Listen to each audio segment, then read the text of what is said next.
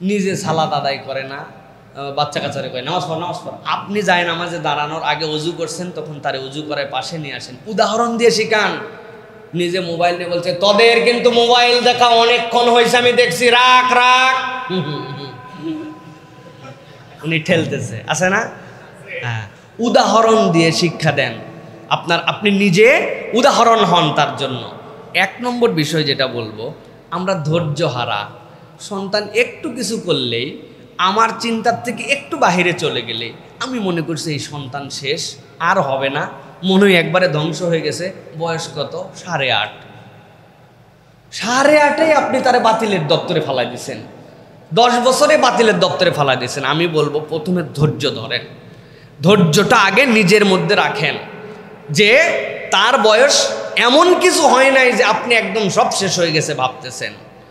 এটা 1 নম্বর। 2 নম্বর বলবো, নরম ভাষায় কথা বলেন।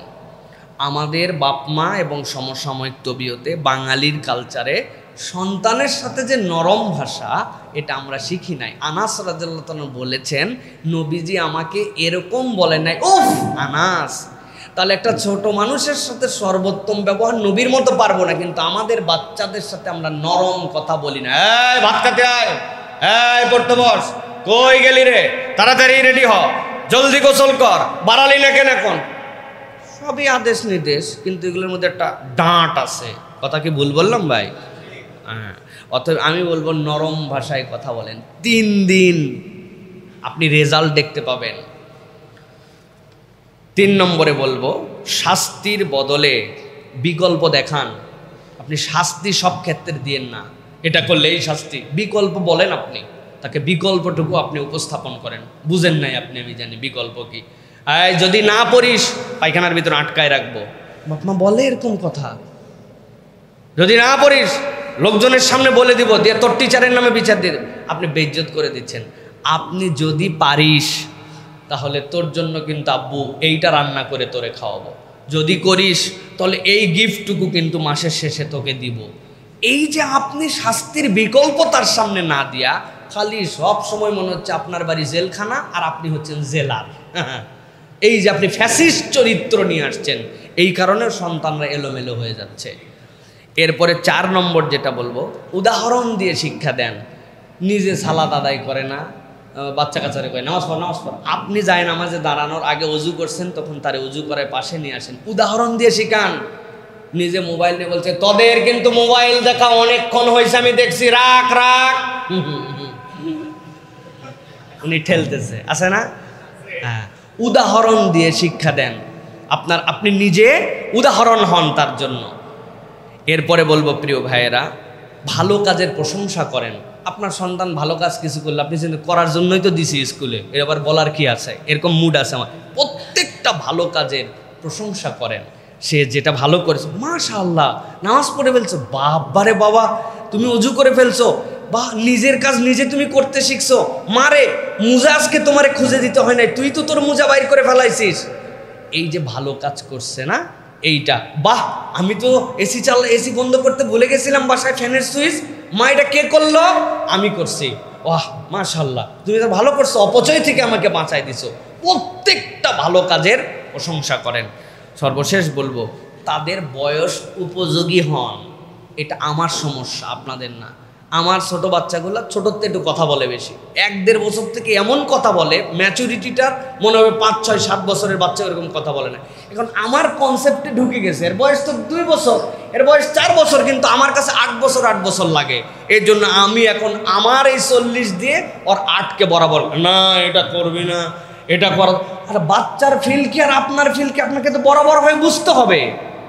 আপনার এই ফিল যদি না বোঝেন, তাহলে আপনার কাছে কখনো বাচ্চা আপনাকে হ্যাপি করতে পারবেন। তার বয়স দিয়ে এইটাই করো, কতক্ষণ সে বসে থাকতে পারে না। আমি যেটা 20 মিনিট বসে থাকতে পারি, আমার বাচ্চা 5 মিনিটের বেশি পারবে না, কারণ তার বয়সের এখানে একটা দিক আছে। সুতরাং আপনি তার বয়সের চোখ দিয়ে ফ্রেমিং করেন, তাছাড়া আপনার বাচ্চার কাছে আপনার মনে হবে আপনার কথা শুনতেছে না, এ হচ্ছে না সে হচ্ছে না। এই জিনিসটা অধিকাংশ পিতা মাতা ফিল করেন না, যে আমরা আমার 40 দিয়ে তাকে মাপি। আমার বাপ যাচ্ছিলেন সাথে, একটা গাছ থেকে আম ঝুলে আছে, আব্বা হাত দিলেই পায়। আমি আব্বাকে বলছি, আব্বা আমটা পারে দেন। আব্বা বলছে না না না, মানুষের বাড়ির আম, এটা পারা যাবে না। আমি ওই দিন মনে মনে নিয়ত করছি খালি আব্বার সমান হাইট হই, এই আম একটাও রাখবো না। ঠিক আব্বার সমান হাইট হয়ে আমি আম ধরতে পারি। আমার মেয়ে ছোটটা দোয়া যেটা নাম, ও বলছে বাবা আমটা একটু পাইরে ধরলে, হ্যাঁ কোথাকার আম পারা হবে না, এইটা মানুষের আম। ও মনে মনে ভাবছে কিন্তু আমি বাপের সমান হই, পারবো। তা আমি আমার বাপের সমান হলে যে ম্যাচুরিটি, তো আমার তো এই ম্যাচুরিটি এই বেলায় নাই। এখন আমি দুইজনকে যদি সমান করি, ওই জায়গায় যাওয়ার পর আমি বুঝবো যে আমি যেটা করছিলাম। এই জন্য আমাদের বাপ মার এই শৃঙ্খলা দেওয়ার ক্ষেত্রে আমরা মাপে যোগ বিয়োগে ভুল করে ফেলি। এই জন্য সন্তানকে মনে করি কথা শুনতেছে না, এটা একটু নিজে নিজে ভেবে ভেবে বের করার জন্য চেষ্টা করবেন। দুইটা দোয়ার কথা বলেছি, একটা দোয়া সূরা ফুরকানের ৭৫ নম্বর আয়াত, র্যান্ডম নামাজে কালামে হাত তুলে দোয়ায় সন্তানের জন্য, রব্বানা হাবলানা মিন আজওয়াজিনা ওয়া যুররিয়াতিনা কুররাতা আয়ুনিন ওয়াজআলনা লিল মুত্তাকিনা ইমামা। আল্লাহ, আমার সন্তান আমার পরিবারকে আমার চোখের জন্য শীতলতা বানায় দাও, আমার বাচ্চা কাচ্চাগুলোকে মুমিনদের মুত্তাকিদের নেতা বানায় দাও। সুবহানাল্লাহ। এই দোয়াটা করবেন তো ইনশাআল্লাহ। রব্বানা হাবলানা মিন আজওয়াজিনা ওয়া যুররিয়াতিনা কুররাতা আয়ুনিন ওয়াজআলনা লিল মুত্তাকিনা ইমামা। আল্লাহ, আমার সন্তানদেরকে কেবল চোখের শীতলতা নয়, পরিবারকে চোখের শীতলতা নয়, তাদেরকে মুত্তাকিদের ইমাম বানায় দাও। সুবহানাল্লাহ। আরেকটা দোয়া করবেন ইব্রাহিম, সূরা ইব্রাহিমের দোয়া এটা, রব্বি জাআলনি মুকিমাস সালাতি ওয়া মিন যুররিয়াতি রব্বানা ওয়া তাকাব্বাল দুআ। আল্লাহ, আমি এবং আমার পরিবারকে নামাজীদের দপ্তরে লিখে নাও। ও আল্লাহ, তুমি আমার দোয়াটা কবুল করে নাও। এটা সূরা ইব্রাহিমের 40 নম্বর আয়াত। এই দুটা দোয়া র্যান্ডম করেন, আর যে 6টা জিনিস বললাম এটা একটু অ্যানালাইসিস করে করেন, ইনশাআল্লাহ। এই বাচ্চা কাচ্চা অবাধ্য হয়ে পৃথিবীতে আসে নাই। আল্লাহ রাব্বুল আমিন আমাদের বাচ্চা কাচ্চাগুলোকে আমাদের চোখের জন্য শীতলতা বানায় দিবেন। আল্লাহুম্মা আমিন। সর্বশেষ শাইখ, আমার একটা প্রশ্ন, একজন মুসলমান ভাইয়ের সাথে 3 দিনের বেশি যদি কথা না বলে তাহলে কবিরা গুনাহ হয়। এই হিসাবে যদি কেউ আরেকজনের সাথে ঝগড়া করে কথা না বলে তাহলে শরীয়তে তার হুকুম কি? প্রিয় ভাইয়েরা, এখানে দুইটা দিক। একটা হচ্ছে এমন মানুষ আছে যার সাথে আমার কোনো কথাই হয় না বছরকে বছর, এটা ভিন্ন। কিন্তু পাশাপাশি থাকেন, প্রতিদিন দেখা হয়, একজন আরেকজনের সাথে দেখা হয়, কিন্তু এই দুইজনের মধ্যে ঝগড়া হয়েছে, ঝগড়া হয় একজন আরেকজন কসম করছে যে আমি তোমার সাথে কথা বলবো না। আল্লাহ নবী বলছেন 3 দিনের বেশি এইরকম করে যদি দেখা সাক্ষাৎ, পাশাপাশি চলাফেরা, তারপরে মনের মধ্যে ঈর্ষা রেখে যদি কথা না বলে, এইটা একটা গুনাহের কাজ। সুতরাং আপনাকে এখান থেকে বেরিয়ে আসতে হবে। এবং নবী বলছেন যে আগে সালাম দেয়, আল্লাহ রাব্বুল আমিন তার প্রশস্ততা বাড়ায় দেন। সুতরাং আপনি সালাম দিয়া এই দুনিয়ার সম্পর্কটা স্বাভাবিক করেন। তার সাথে মনের দূরত্ব থাকবে, ব্যথা থাকবে, কিন্তু এরকম মনে হবে না যে দেখলে ব্যাকা হয়ে চলে যায়, আমি ইচ্ছা করে অ্যাভয়েড করি, এইটা যেন না হয়।